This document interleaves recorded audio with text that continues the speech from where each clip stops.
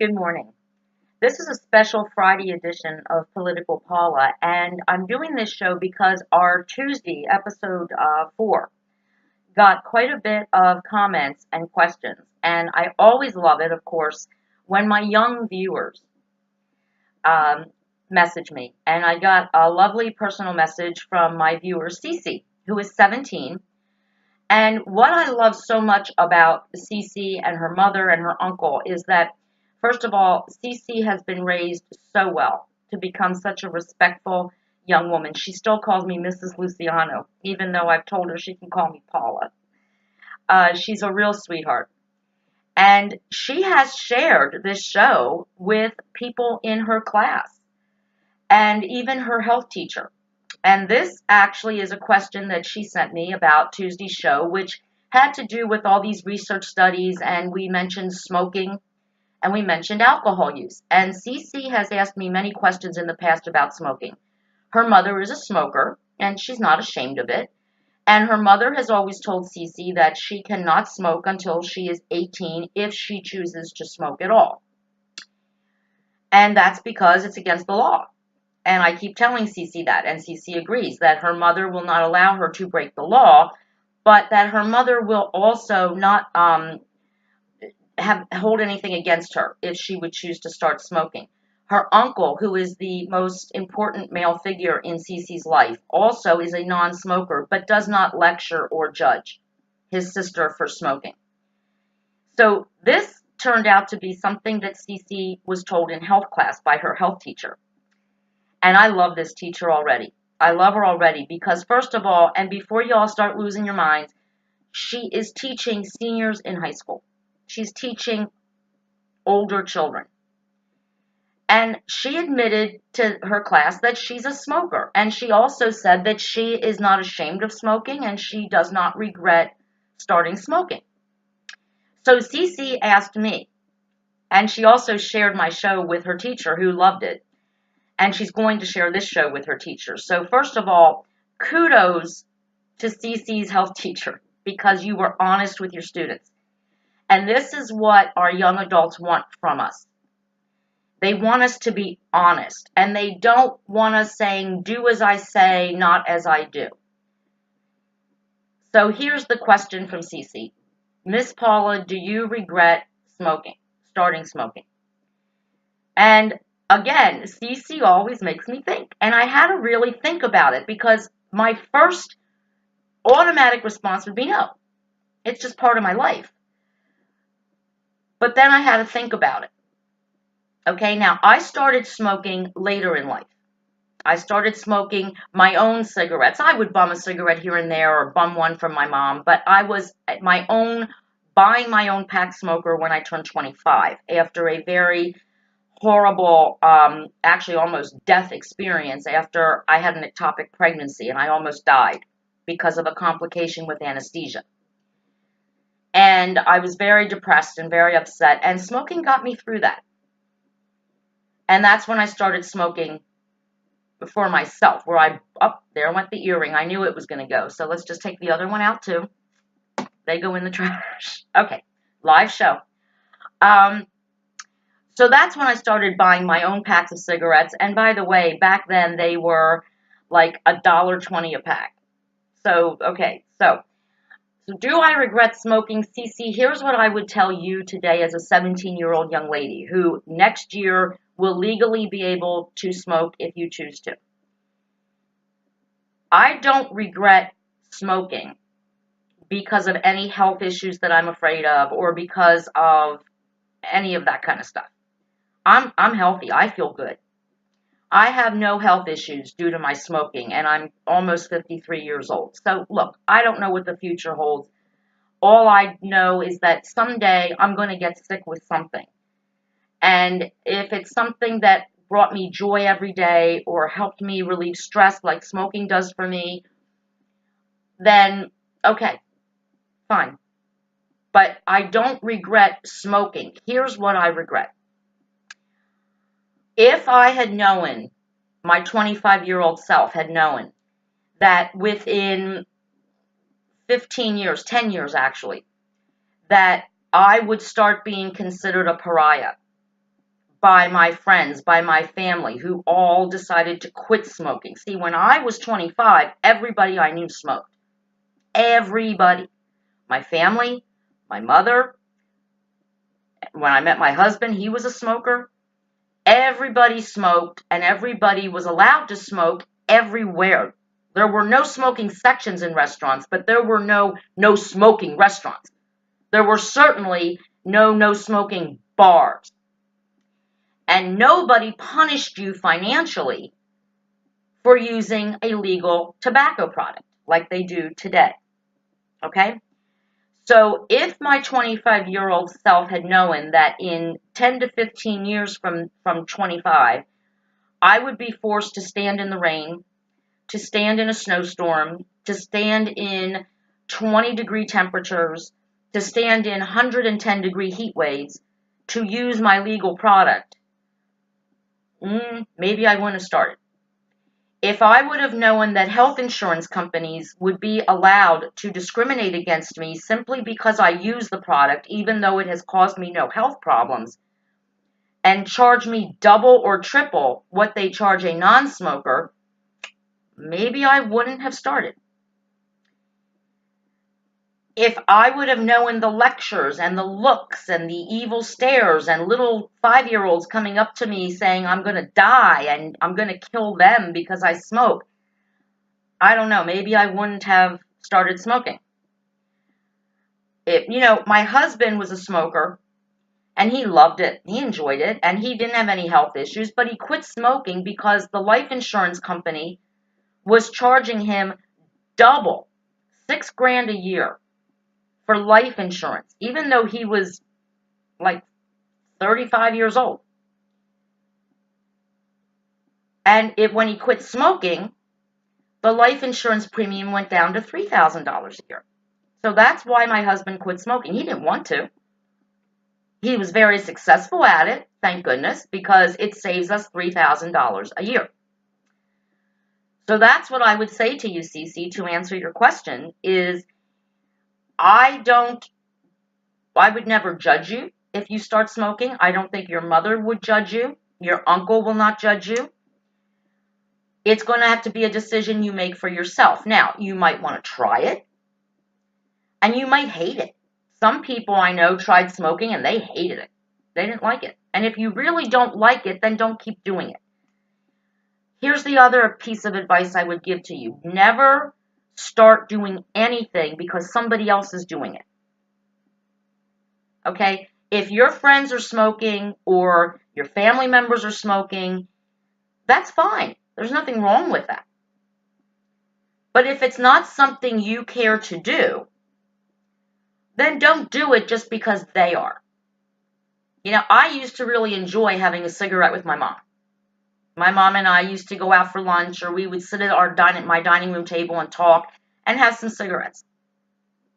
And the interesting thing about that is she would have a Diet Coke and I would have a glass of wine with my cigarette. And she was more upset that I was drinking wine at 1 o'clock in the afternoon than she was that I was smoking. And that's going to be the second half of this show. But Cece, I hope I answered your question. And once again, kudos to your teacher.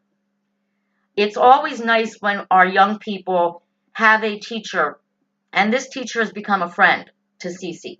She's had dinner at her home. She is a friend with Cece's mom. And I think it's always nice when there is somebody else. I mean, Cece's mom is the best. Krista, you are the best role model for your daughter. And she so respects you and so loves you and wants to please you, and that's awesome. And Chris, she loves you and respects you and never wants to disappoint you. And I think that's great. But it's always nice when there's somebody else. And I shared this story with Cece that when I was a senior in high school, I had a lot of problems. I had an eating disorder, I had body image issues, and I had one teacher, Mr. Holman, who, yes, I had a terrible crush on. And he knew it, but he never took advantage of it. But he was there for me. And I used to go in early to school and just sit and talk to him. And what always upsets me now is that today he probably would be afraid to let me come in early and sit in the classroom while he was at his desk and I was in a classroom desk. We weren't like close together. Nothing bad happened. but he would probably be afraid to have a female student that he knew had a crush on him come to see him. And all I would do was talk, and he would listen. And no other man, though I didn't have any men in my life. I didn't have my father. My mother, didn't have a boyfriend. I had no male role models. No man who would listen to me. And he did. And I will never forget Mr. Hoban for that. And so I'm glad that Cece has a teacher that is the same, that she can look up to and talk to and know that she's going to get an honest answer. So if Cece's health teacher, I promised I would not name you, and I won't. But if you're watching this, good for you. And I hope you continue to teach and mentor your students the way you have done with Cece. Now, remember I did mention drinking in episode 4 on Tuesday. And it is funny because we got some comments about the alcohol too. And while the people who commented weren't necessarily saying that everybody who drinks is an alcoholic, there are people in this world. And remember, I'll refresh your memory. If you didn't see Tuesday's show, you should go back and watch it. It was about this new study that says that drinking alcohol is as risky as smoking, as far as cancer risk. And a lot of people are, again, like I predicted they would, they're jumping on this. And they're trying to say, well, you know what? If alcohol were gone from the world, I wouldn't care. It'd be a better place. Yeah, see, I don't feel that way. If alcohol were gone for the world, first of all, some of the great cooking dishes I make would not be as great because I cook with wine a lot. And when you cook with wine, the alcohol cooks down. So you're not getting alcohol. But I love wine. And yet there are people in this world, and it's like with smoking. People who have never smoked a cigarette in their life will judge. They will say, oh my God, I don't know how you can smoke those things. Oh my God, you're going to die. Oh my God, you're killing me. They are more likely to believe the studies that we discussed on Tuesday. They are more likely to judge you, to be more discriminating. In other words, you will not smoke in my house, and if you get up and go outside to have a cigarette, I'm going to have something to say about it. And it tends to be the same thing with alcohol. People who do not drink and never drank, or for some religious purposes, their religion doesn't allow drinking, they will judge you for any drink you have. If I bring a bottle of wine to a house that never drinks and doesn't drink, I will be having rolled eyes. They won't necessarily not allow me to drink it, but they won't be happy about it. Well, she's an alcoholic. And then behind my back, Paula has a drinking problem. She can't come to my house without a bottle of wine. Well, see, Paula likes wine with a good meal. So technically, if I'm bringing a bottle of wine to your house when you invited me for dinner, because I know you don't drink, it actually means that I'm expecting a really good meal. Because I don't drink wine necessarily with a cheeseburger and French fries. But I do drink wine when I'm enjoying a nice, tasty meal. I think it complements the meal. And I serve wine in my home. And if anybody doesn't like that, then they have the free will to not come to my home. But I do have alcohol in my home, and when I have people over for dinner, I offer it. I think that's what being a good hostess is. And I actually think that if you know somebody is coming to your home who enjoys wine with their dinner, then you should provide it, whether you drink or not. Just like I will provide Diet Coke when I don't drink Diet Coke. I will provide beer when I don't drink beer, but I know that my guests drink beer. But my point of what the question was, and again, I don't want to call this person out necessarily because it's not exactly what she meant, but what she actually did say was, if alcohol disappeared, I think we would all benefit. And maybe. And I'm sure anyone out there who's been the victim of a drunk driver would agree. But I also think that seeing an alcoholic in anybody who has a glass of wine or 3 or 4, well, I think that's, again, a judgmental and subjective kind of thing. And once again, just like what I said on Tuesday, if a doctor that you go to lost somebody to smoking, they're probably going to lecture you about smoking.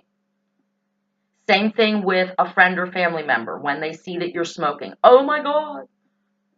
And it's the same with drinking. If a doctor that you go to has lost someone because of alcohol, liver disease, drunk driving, whatever, they're going to be more concerned with your drinking. Insurance companies don't seem to care, however. No insurance company now will ask you how much you drink. Maybe the life insurance does. But because of Obamacare, health insurance can't ask you that anymore. They can only ask you if you smoke cigarettes, which I think is highly unfair, especially because of this new study that shows that alcohol increases your risk of cancer, even moderate alcohol use, as much or more than cigarettes. And of course, on Tuesday, we also talked about the fact that sitting down, every hour you sit takes 20 minutes off of your life. So if you sit for 6 hours, that's 5 years that you're going to live less. Maybe insurance companies should start asking how long you sit. How many hours a day do you just sit? Anyone who works at a desk 40 hours a week is probably in trouble if insurance companies start listening to that study. Excuse me. So again, I think it's kind of like what I was talking about. I talked about witch hunts this week. And seeing evil where there isn't evil just because somebody else saw it. Or it really happened to somebody else. Well, it must have happened to me too. I think it happened to me. I think that people can get on their soapbox about a lot of things. And the one thing that I did mention, and I know that Cece is going to be watching and she's going to share it with her teacher. And it's a health teacher. So I want to talk about this as well. Obesity.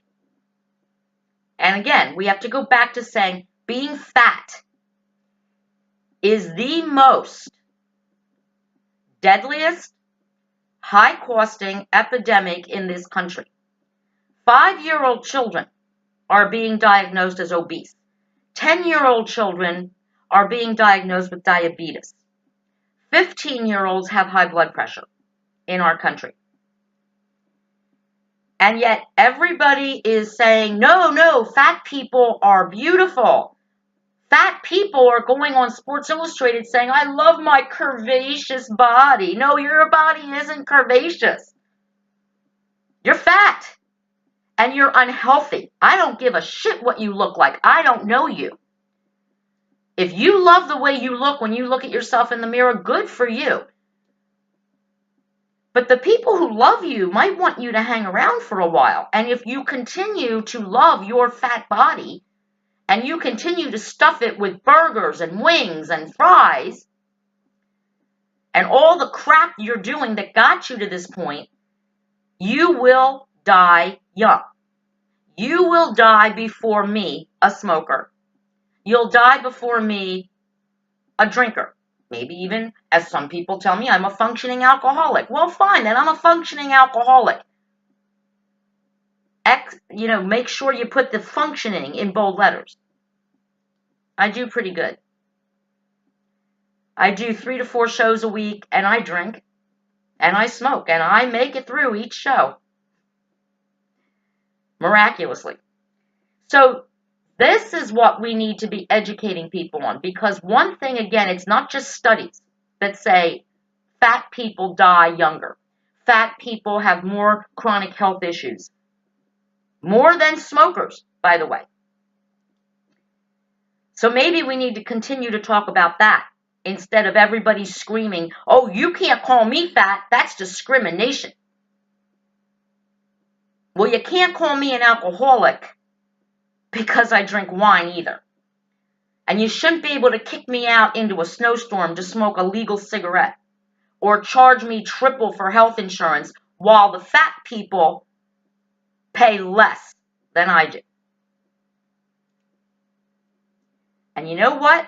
There's nothing worse in this world, Cece and Cece's health teacher, and everybody else out there, than having an obese person, someone who weighs over 200 pounds, tell me that I'm going to die from smoking and that my secondhand smoke is going to make them sick. That I'm an alcoholic and I'm going to get liver disease. Nothing worse, because I'm not allowed to come back at that fat person and say, really, my secondhand smoke is what you worry about? Have you looked at yourself in the mirror lately? Oh, is that your second order of wings or your third? And it's my cigarette smoke that keeps you up at night? Please. You need to get real with yourself. And before you judge me, you better check the glass in your own house to make sure there aren't any cracks in it before you start throwing the rocks at mine. The motto of this show is love shows and grows. And I say, if you're going to tell somebody that you think their lifestyle is dangerous to them, you better do it with love. And you better be sure they won't be able to come back at you with that same loving advice, loving lecture. None of us in this country are perfect. We all have our little vices that are not good for us. We mentioned some of those that we might not expect on Tuesday, like grilling our food, using a microwave, using a cell phone, drinking water out of a plastic bottle. All of these things, studies say, are dangerous to us. My gosh, if every time we meet a friend or a family member and all we talk about is what we're going to warn them they shouldn't be doing anymore because it's dangerous, how are we ever going to talk about what's going on in our lives?